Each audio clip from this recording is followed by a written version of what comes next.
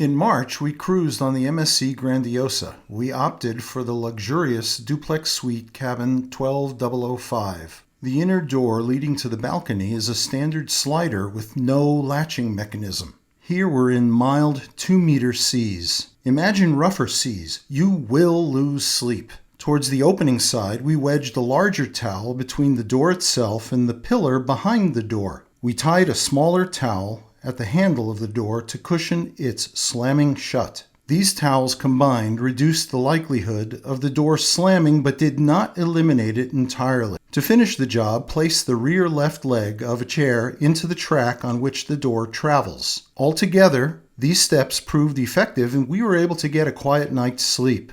MSC, please add a stick that fits into the bottom track to cure this problem, or add a locking mechanism to the door, but certainly the stick is far less expensive and would be just as effective.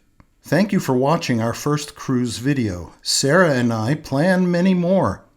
Watch for the Cruisine channel coming soon.